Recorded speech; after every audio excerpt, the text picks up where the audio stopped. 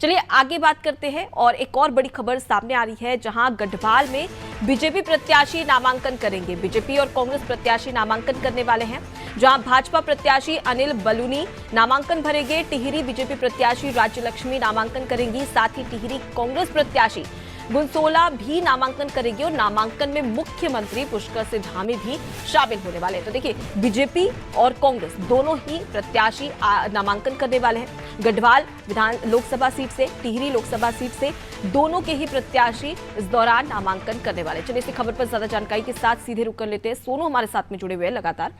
सोनू, जब भी देखा जाता है नामांकन फॉर्म भरा जाता है तो एक शक्ति प्रदर्शन पार्टियों की ओर से देखने को मिलता है, और खास बात तो यह है कि इस बार जो नामांकन हो रहा है उसमें मुख्यमंत्री पुष्कर सिंह धामी भी शामिल होंगे। ऐसे में बीजेपी और कांग्रेस की ओर से अपने शक्ति प्रदर्शन को लेकर किस प्रकार की तैयारी की जा रही है? देखिए, अगर हम राज्य की मुख्य विपक्षी पार्टी कांग्रेस की बात करें तो कांग्रेस के जो टिहरी लोकसभा सीट से प्रत्याशी हैं जोत सिंह गुनसोला, वो भरसक कोशिश करेंगे कि जो शक्ति प्रदर्शन है वो उनका एक संदेश देने वाला हो, और तमाम प्रदेश स्तरीय जो कांग्रेस के दिग्गज नेता हैं, प्रदेश अध्यक्ष हैं और जो प्रदेश पदाधिकारी हैं, वो जोत सिंह गुनसोला के नामांकन के दौरान जो शक्ति प्रदर्शन किया जाएगा उसमें शामिल होने वाले हैं। और इसके अलावा अगर सत्ताधारी पार्टी की बात करें तो दो ऐसी लोकसभा सीटें हैं जहां के प्रत्याशी जो हैं वो नामांकन दाखिल करने वाले हैं, और ऐसे में जब दोनों ही प्रत्याशियों के शक्ति प्रदर्शन, उनकी जो रैली होगी उसमें मुख्यमंत्री शिरकत करेंगे। और लगातार बीजेपी अभी तक आचार संहिता से पहले तक राज्य की और केंद्र की सरकार ने जो जन कल्याणकारी फैसले लिए हैं, इस विकास के एजेंडे को लेकर के मतदाताओं के बीच में पहुंच रही है। इस वक्त आदर्श आचार संहिता लागू होने के चलते नई घोषणा सरकार के स्तर से नहीं की जा पा रही है, लेकिन जो अभी तक के कामकाज सरकार के हैं उस विकास के एजेंडे को लेकर के मतदाताओं के बीच में पहुंच रही है। तो निश्चित तौर पर जब मुख्यमंत्री होंगे, प्रदेश अध्यक्ष होंगे और तमाम पार्टी के दिग्गज नेता होंगे, तो इससे एक मैसेज देने की कोशिश की जाएगी।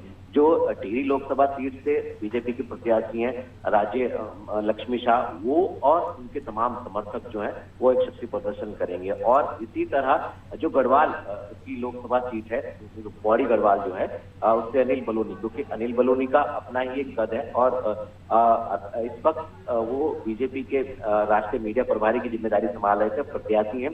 तो ऐसे में उस जब उनका नामांकन पत्र दाखिल हो रहा होगा तो उस वक्त मुख्यमंत्री शामिल होंगे। तो कहीं ना कहीं दोनों ही दलों की तरफ से जो प्रत्याशी नामांकन दाखिल करने जा रहे हैं वो अपना शक्ति प्रदर्शन करेंगे और ये जताने की कोशिश करेंगे कि आखिर उनके फेवर में जो है वो चुनावी माहौल बनता हुआ नजर आ रहा है। तो चुनावी माहौल बनाने की तैयारी तो की जाएगी फेवर में, लेकिन सबसे बड़ी बात की जनता आखिर किसका साथ देती है ये देखने वाली बात है।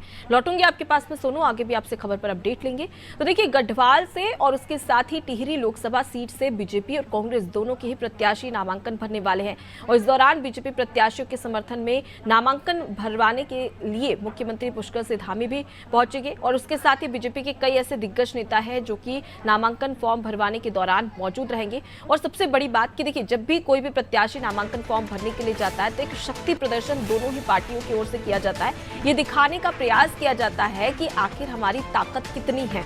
हालांकि ये तो जनता तय करेगी कि वो किसके पक्ष में और किसके विपक्ष में वोट करती है।